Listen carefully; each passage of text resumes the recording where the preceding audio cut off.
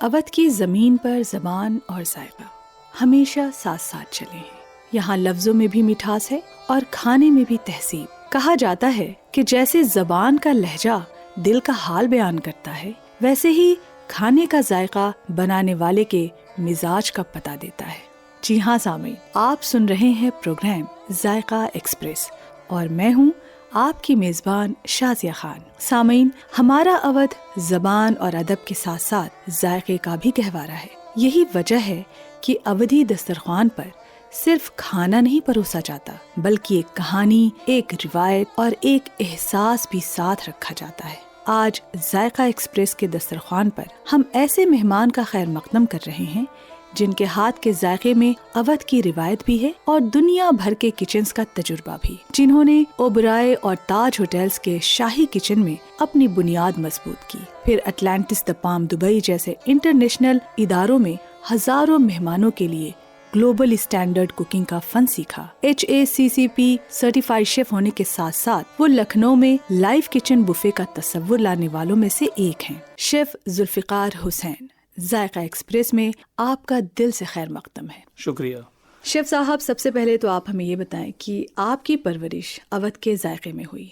बचपन का वो कौन सा जायका है जो आज भी आपके हाथ को रहनुमा करता है? देखिए, बचपन में जो यादें हैं अवधी से रिलेटेड, वो तो जो पुलाव कहा जाता है और कुछ लोग उसको बिरयानी कहते हैं जी, वही हैं जो हर फंक्शन में, हर स्पेशल ओकेजन पे, चाहे वो ईद हो, चाहे वो किसी की शादी हो, तो जो जायके दिमाग में या जहन में हैं वो बिरयानी के ही हैं। और उसी को अब हम लोग लेके आगे बढ़ते हैं। Whenever we have some special guest, तो हमें उसी के लिए तैयार रहना पड़ता है, क्योंकि लोगों की एक्सपेक्टेशंस जो होती हैं वो यही होती हैं कि अगर आप लखनऊ से हैं तो सर लखनऊ की बिरयानी हो जाए। तो यानी आप दुनिया के किसी भी किचन में जाएं, अवध की ये लज्जत जरूर अपने साथ लेकर जाते हैं। बिल्कुल। वैसे आपने ओबराय ग्रुप और ताज जैसे शानदार इदारों में ट्रेनिंग हासिल की, तो आपको जो सबसे पहला सबक यहाँ से मिला वो क्या था? देखिए, अगर आप हॉस्पिटैलिटी सेक्टर की बात करते हैं तो ओबराय ग्रुप ट्रेनिंग और डेवलपमेंट में सबसे अच्छा माना जाता है।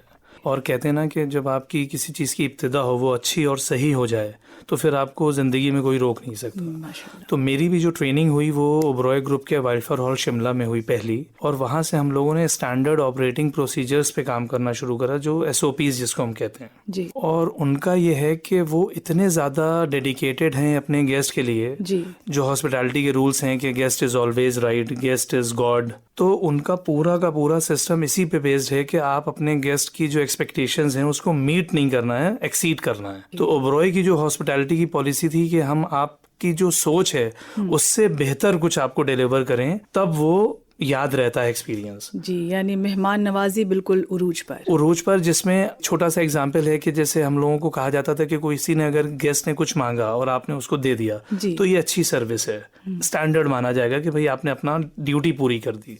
लेकिन वो आपसे कहे ना और आप उसके कहे बिना उस चीज़ को कर दें, तो यहाँ पर एक वाव एक्सपीरियंस आता है। यानी आप लोग मेहमान नवाजी का हुस्न भी दोबाला करते हैं। बिल्कुल, ये बहुत अच्छी बात आपने बताई। आपने वैसे रामबाग पैलेस और जय महल पैलेस जैसे शाही किचन्स में काम किया है जी। वहाँ खाना बनाना और आम किचन में खाना बनाना, इन दोनों में आपने क्या बुनियादी फर्क पाया? देखिए, जो ये पैलेस होटल्स हैं या लग्जरी प्रॉपर्टीज हैं, जी जी, यहाँ पर जो गेस्ट आता है वो एक अलग लेवल का होता है जी। तो उसके लिए जो हमारी तैयारी होती हैं, जो इंग्रेडिएंट्स हम यूज़ करते हैं, वो सब टॉप क्वालिटी के होते हैं। दे डोंट प्रेफर, वो साल में चेंज के लिए तो स्ट्रीट फूड और रेगुलर खाना खा लेते हैं कि आज घर का खाना खाना है जी। लेकिन उनकी जो रोज़मर्रा की डिलीवरेबल्स हैं उसमें हमें एक्सीडेड एक्सपेक्टेशंस के लिए टॉप लेवल की ही चीज़ें यूज़ करनी होती हैं। उसके जो सेटअप्स होते हैं या जो हमारा उसमें एक फ्यूजन होता है, उन सब में आपको बिल्कुल कोर चीज़ें यूज़ करनी होती हैं उनके खानों में।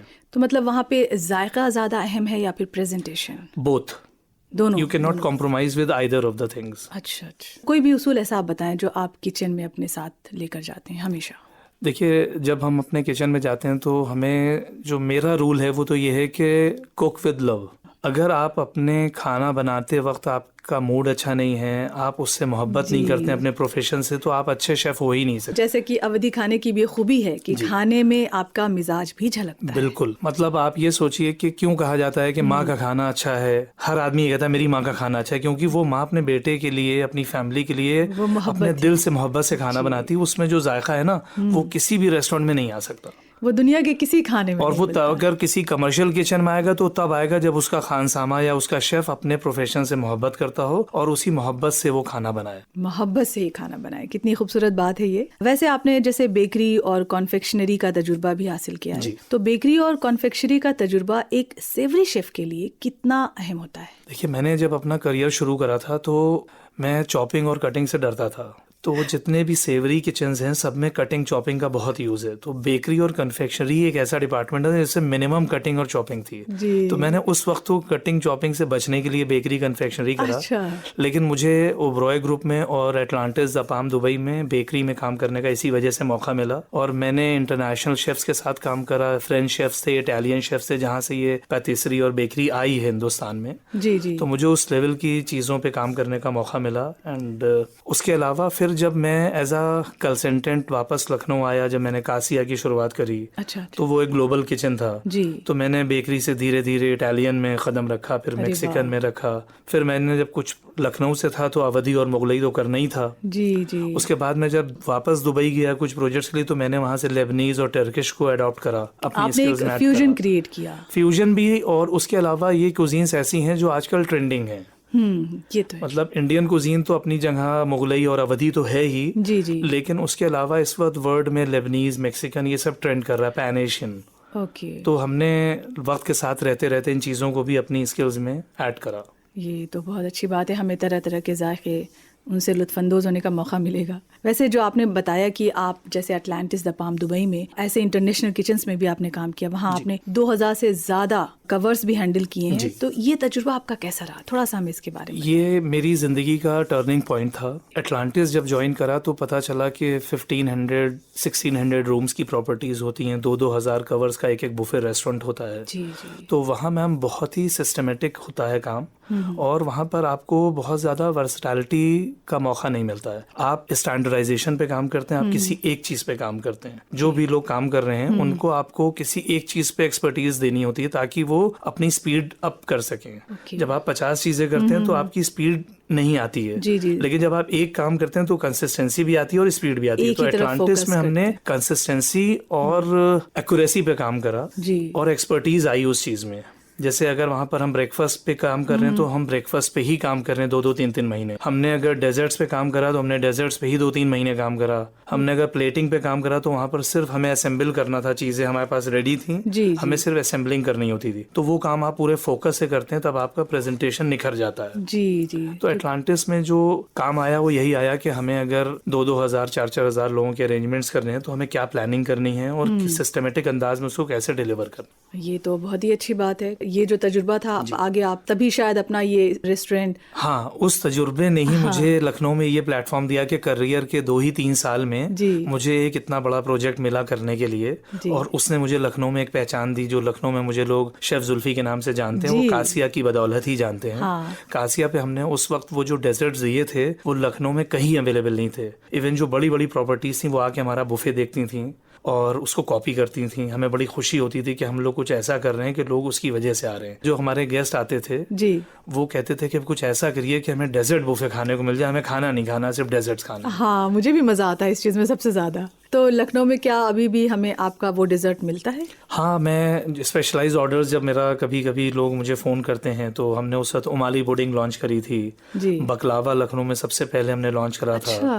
और आज तो जैसे हम लोग बहुत से बेकरीज में जाते हैं तो अवेलेबल है, मिल जाता है। तो ये आप सोचिए कि 2010 में, लेकिन इसे पहली बार इंट्रोड्यूस करने वाले आप हैं। जी, हमने उस वक्त यहाँ पर वो डेजर्ट्स लॉन्च कर दिए थे जो आज भी अवेलेबल नहीं है। क्लासिक डेजर्ट्स होते थे जो 5 स्टार्स में या इंग्लिश रेस्टोरेंट्स में, एप्पल क्रम्बल या कैरेमल कस्टर्ड। कैरेमल कस्टर्ड आपको आज भी नहीं मिलेगा क्योंकि इतना क्लासिक डेजर्ट है, खाने वाले भी लिमिटेड है, बनाने वाले भी लिमिटेड है। आपके बहुत से ऐसे नाम है जो हम लोग शायद पहली बार सुन भी रहे होंगे। जी। आप अपने कुछ रेस्टोरेंट बारे में भी बताएं कि हम लोग आपके जो लजीज डेजर्ट है वहाँ जाकर हम खा भी सकें। देखिए, मैं एज अ कंसल्टेंट तो लखनऊ में 40 से 50 रेस्टोरेंट से स्टार्ट करा चुका हूँ। उसमें हर कैटेगरी की चीज़ें आती हैं। मैंने जो last as a GM profile था मेरा वो गोल्डन ब्लॉसम में था। उसके बाद से मैंने एक अपनी कंसल्टेशन कंपनी डाली। उसमें मैंने बहुत सारे आउटलेट जो लखनऊ में एक अच्छा नाम ले चुके हैं, ईरानी, ये सब कुछ मिलेगा। करंट अगर आप कुछ ट्राई करना चाहते हैं तो हमने अभी एक अपना मनपसंद कॉम्बिनेशन का एक रेस्टोरेंट तो नहीं कहेंगे उसको, एक फूड आउटलेट है तबाख फन रिपब्लिक मॉल में। जी। वहाँ पर आपको मुगलई और अवधी के साथ साथ ईरानी, टर्किश, अरबिक डेलिकेसीज भी मिलेंगी जो ऑथेंटिक फॉर्म और शेप में है। यानी ये मुख्तलिफ जायके अगर आपको खाने हैं तो उसके लिए एक प्लेटफॉर्म अगर आप तलाशें तो वो तबक। जी, वहाँ पर हमने अदाना कबाब है जैसे मटन का, एक ईरानी जूजे कबाब है। ईरानी जूजे कबाब में सिर्फ और सिर्फ सैफरन, ऑलिव ऑयल और सॉल्ट पेपर की सीजनिंग है। बहुत ही हेल्दी और बहुत रिच कबाब है। अरे वाह। अदाना कबाब में भी आपको मसाले डोमिनेट नहीं करेंगे जी। उसमें फ्रेश जो हमारा बेल पेपर्स हैं वो ऐड होंगी। बहुत जूसी कबाब होता है। अच्छा। मंदी हम जो बनाते हैं, मेरी मंदी खानों में जो ऑथेंटिक मंदी होती है जी, उससे भी मैं कह सकता हूँ कि हमने जो इम्प्रोवाइजेशंस करे हैं। कुछ लोग जो सऊदी और दुबई में मंदी खाते हैं उनको थोड़ी सी स्मेल अच्छी नहीं लगती है। अच्छा। हम लोगों ने जो मंदी बनाई है उसमें फ्लेवर्स है, रिचनेस है। और even singers like Sonu Nigam, उन्होंने भी जब ट्राई करा तो वो खाते ही रह गए। जी, इस बात से मुझे याद भी आया कि आपके खानों की तारीफ जैसे सोनू निगम, स्वरा भास्कर और गुलजार साहब ने भी की है, तो ये तजुर्बा तो बहुत बड़ा रहा होगा और आपको इससे काफ़ी हौसला अफजाई भी मिली होगी। तो कुछ हमें इस मुतालिक भी बताएं, क्या चीज़ खिलाई वो भी बताइएगा ज़रूर। जब भी कोई सेलिब्रिटीज़ लखनऊ आते हैं तो किसी कनेक्ट से अगर वो हमसे मिलते हैं या हमारी प्रॉपर्टी पे या हमारे रेस्टोरेंट पे आते हैं जी, तो उनको हम अपनी सिग्नेचर डेलीकेसी ज़रूर खिलाते हैं। जी। और यही रहा कि जब जब हमने इस तरह की कोई चीज़ बनाई है और जिसने भी वो खाई है तो उनके दिल से बस एक तारीफ और वाह ही निकला। और हर आदमी बिल्कुल ये था कि भाई this is one of the best thing, या ये हमने अपनी ज़िंदगी में इस तरह का जायका पहली बार ट्राई करा है। तो उन्होंने क्या खाया, आपने क्या खिलाया? हमने जैसे सोनू निगम साहब को अपनी मंदी खिलाई थी। अरे वाह। जो मटन मंदी हम बनाते हैं जी। वो बहुत रिच होती है। उसमें जो मेवे और जो गोश्त और राइस सब बहुत फ्लेवर्ड होता है। किसी रायते या चटनी की जरूरत नहीं पड़ेगी और वो 3, 4, 5, 6 घंटों में तैयार होती है। हाँ, जबकि देखा गया है कि मंदी के साथ कई तरह की चटनी भी पेश की जाती है। जरूरत नहीं, अगर आपकी मंदी में फ्लेवर है जी, तो जो लोग ये इंडो अरबिक टाइप की चीज़ें बनाते हैं उनको ये सॉसेज और मेयोनेज का सपोर्ट लेना पड़ता है। मेरा मानना ये है कि चाहे वो बिरयानी हो चाहे वो मंदी हो, अगर वो फ्लेवर्स के साथ आपने ऑथेंटिक तरीके से बनाई है तो किसी साइड डिश की ज़रूरत नहीं है। बिल्कुल। और कुछ लोग तो तौहीन मानते हैं, अगर आप उनकी बिरयानी में रायता या तरी मांग लें तो उनको तौहीन महसूस होती है कि क्यों इनको ज़रूरत पड़ रही है हमारी बिरयानी के साथ। लज्जत में ऐसी क्या कमी रह गई। जब मेहमान VIP हो और क्वांटिटी बहुत ज़्यादा हो तो शेफ के लिए सबसे बड़ा चैलेंज क्या होता है? एक अच्छी टीम का होना। आप चाहे जितना अच्छा बनाते हों, जितनी अच्छी आपकी स्किल्स हों, अगर आपके साथ एक टीम साथ में काम नहीं कर रही है तो कभी भी आप अपनी चीज़ों को ना एक्सपैंड कर पाएंगे ना सही वक्त पे डिलीवर कर पाएंगे। You need a good team जो आपके साथ रची बसी हो, आपके जायकों से वाकिफ हो, मिजाज से वाकिफ हो। उस टीम का भी बराबरी से परफॉर्म करना बहुत ज़रूरी है। यानी कि पूरी तरह से टीम वर्क होता है। It's all about team work. कोई भी क्रेडिट नहीं ले सकता। अगर मेरे साथ मेरी टीम ना हो तो मैं कुछ ना कर सकूं। आज हमारी टीम है मेरे साथ तो अलग अलग आउटलेट्स पे वो परफॉर्म कर रही है और उसी स्टैंडर्ड के साथ कर रही है। जी, ये तो टीम को भी क्रेडिट देना, उनकी ट्रेनिंग, उनका डेवलपमेंट, उनका मोटिवेशन लेवल उसी लेवल पे लाना। Whenever you are getting noticed या आपको कोई इस बात के लिए एक्नॉलेज करे कि आपका खाना अच्छा है तो उस वक्त आपको अपनी टीम को सामने लाना होता है कि ये लोग हैं जिनकी वजह से ये खाना आपने इस लेवल पे खाया है और आप तारीफ जो कर रहे हैं उसके ये सब हकदार है। तो जब उनको रिकग्निशन मिलता है तब उनके अंदर से वही जज्बा बाहर आता है क्योंकि खाने की लज्जत में वाकई मिजाज का तो अहम काम होता ही है। वैसे मुख्तलिफ मुल्कों के शेफ के साथ आपने काम किया तो आप इस मुतालिक अपने जायके के बारे में बताएं कि इसमें आपने क्या नया सीखा? देखिए, जो भी हमारे उस्ताद रहे हैं ट्रेनिंग टाइम से लेकर अब तक, एक तो मैं आज तक सबके टच में हूँ, मेरे पहले शेफ से लेकर और आज जिनके साथ मैं काम कर रहा हूँ। कुछ ऐसे लोग हैं जिनके साथ मैं प्रोजेक्ट्स करता हूँ, उनके साथ मैंने काम सीखा था, वो मेरे बहुत सीनियर थे, आज मैं उनके साथ काम कर रहा हूँ। तो उन सब से मैंने उनकी जो क्वालिटीज़ थी वो ली। किसी की क्वालिटी है कि वो डिसिप्लिन्ड है, किसी की क्वालिटी ये है कि वो पंक्चुअल है, किसी की तारीफ है कि वो कंसिस्टेंट है, कोई अपने खाने में बिल्कुल जान डाल देता है, रेसिपी फॉलो ही नहीं करता है। तो मेरी जो सबसे ज़्यादा मेरी ये ख़ासियत है कि मैं कभी भी किसी रेसिपी को पढ़ के खाना नहीं बनाता हूँ। अच्छा। इंग्रेडिएंट्स जो मेरे सामने होंगे मैं उससे बना दूंगा। मुझे ये नहीं है कि मुझे ये नहीं मिला तो खाना नहीं बन पाएगा। ये तो कितनी बड़ी बात है। जैसे हम ही लोग अगर कुछ बनाने जाते हैं, कोई इंग्रेडिएंट अगर नहीं मौजूद है जो लिखा हुआ है तो हम लोगों को लगता है आप कैसे बनाएं, पहले वो आ जाए फिर शुरू करेंगे। लेकिन ऐसा ज़रूरी नहीं है। कोई भी खाना हो, बेसिक इंग्रेडिएंट्स आपके पास होने चाहिए। वो जो क्या है थोड़ा सा वो भी जिक्र जैसे अगर आप कुछ भी बना रहे हैं तो सबसे ज्यादा इंग्रेडिएंट जरूरी है वो नमक है। थोड़ा कम हो जाए तो भी डिश खराब है, ज्यादा हो जाए तो भी खराब। बिल्कुल। मसाले जो भी किसी कॉम्बिनेशन के हैं, चाहे वो इंडियन स्पाइसेस हों, चाहे वो मुगलई हों या अवधी हों, जी जी, या टर्किश या इटालियन हो, एनीथिंग विच इज़ यूज, जो भी हमारे खाने में पड़ रहा है जी जी, उसकी मकदार कम तो हो सकती है, वो ज़्यादा नहीं होनी चाहिए। हाँ, आप ये जो भी बहुत चीज़ बना रहे हैं, चाहे जी, वो वेज बना रहे हो, चाहे नॉन वेज बना रहे हो, चिकन, मटन, वेजिटेबल, पनीर, जी उसमें आपका जो मेन इंग्रेडिएंट है वो डोमिनेटिंग होना चाहिए। अगर हम पनीर बना रहे हैं तो पनीर का फ्लेवर होना चाहिए, उसमें मसालों का फ्लेवर डोमिनेट ना करे, या टमाटर की प्यूरी, हाँ, या मसाला, जी, कुछ ये तो भी बहुत ही इम्पोर्टेंट टिप्स दिए आपने हमें। जो भी चीज़ हम बना रहे हैं हमें ख्याल रखना है कि वो डोमिनेटिंग हो, हाँ, मेन डिश। मसाले बिल्कुल, और जो कुकिंग है वो जो स्लो कुकिंग है, that is the key point. यानी हमें स्लो पर ही कुकिंग करनी चाहिए, मतलब कुकिंग पूरी स्लो पे ही होनी चाहिए, और जो मीडियम ऑफ हीट हो वो बहुत ही माइल्ड हो। अरे वाह, एक बार जब आपने खाना बनाया तो चाहे किसी भी कुकिंग का कोई भी फॉर्म हो, जी, जी, जी, बेकिंग हो या फ्राइंग हो या ग्रिलिंग हो या स्ट्यूइंग हो, जी जी, हर खाने में आपको जितने भी प्रोटीन्स हैं उनको एक बार हाई टेम्परेचर पे भूनना होता है, जिसको हम लोग भूनना कहते हैं, जी जी जी, कि गोश्त भून के रख दो। हाँ हाँ, तो वो उसके सारे जूसेस को रिटेन कर देता है, उसके सारे विटामिन्स, मिनरल्स जो भी उसमें हैं, जी जी, उनको एक बार आपने तेज आंच पे पकाया तो वो सील हो जाती है बाहर की बॉडी पूरी। ओके, और फिर स्लो कुकिंग शुरू होती है, तो वो अंदर से जब वो जूस छोड़ता है जी, तो वो उसको और मॉइस्ट करते हैं और गलाते हैं, और आप देखेंगे कि फिर वो सॉफ्ट होता है खाने में। आप कहते होंगे गला नहीं, जी तो जी, जब भी आप कभी किसी प्रोटीन को हाई टेम्परेचर पे बनाएंगे तो वो कोआगुलेट करेगा, टाइट हो जाएगा, और जब आप उसको धीरे आंच में बनाएंगे तो वो खुलेगा धीरे धीरे धीरे धीरे, और फिर वो फ्लेवर देता है अपना असली, उसका छुपता नहीं है, फिर वो निखर के बाहर आता है। हाँ, जैसे देखा गया हम लोग अक्सर जल्दबाजी में तेज पर ही कुकिंग शुरू कर देते हैं, तेज तो चाइनीज को छोड़कर, क्योंकि उसमें सौते करने में ही चीज पक जाती है जी, उसके अलावा सारी कुकिंग स्लो है। बहुत ही अच्छी टिप आपने आप हमें दी बेकरी में कि जाएं तो कुकीज या केक्स जितने होते हैं वो लो टेम्परेचर पे बेक होते हैं, वो हाई पे जल जाएंगे। जी, आप बिरयानी या खौरमा या नहारी की बात करिए तो कहते हैं रात भर चढ़ी रहती है, तो वो स्लो कुकिंग जो उसको टेस्ट देती है वो कोई कुकिंग नहीं दे सकती। तो कह सकते हैं कि जायके का असली राज स्लो कुकिंग। आइंदा से आप सब भी ख्याल रखें, स्लो कुकिंग पर और खाना आपका जूसी हो,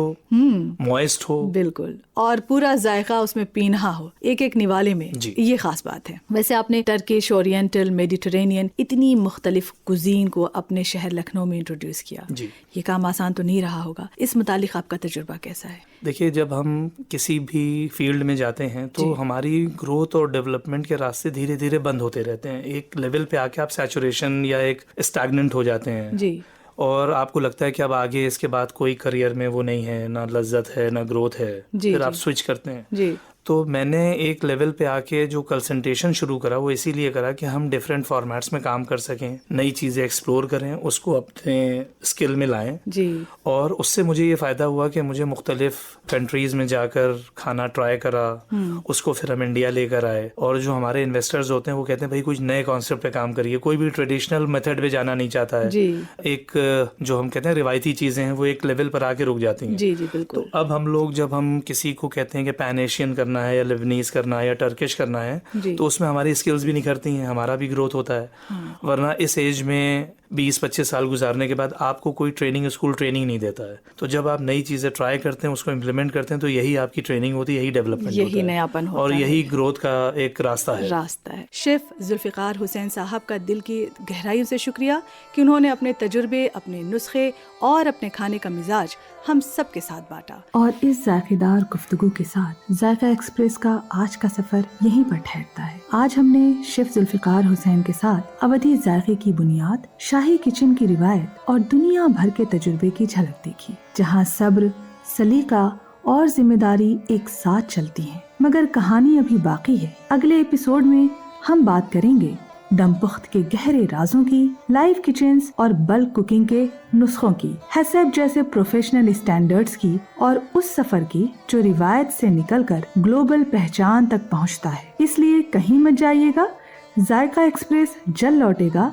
शेफ जुल्फी यानी जुल्फ़िकार हुसैन के साथ जायके और ज़बान की एक नई किस्त लेकर। तब तक के लिए अपनी मेजबान शाज़िया खान को इजाज़त दीजिए। आदाब।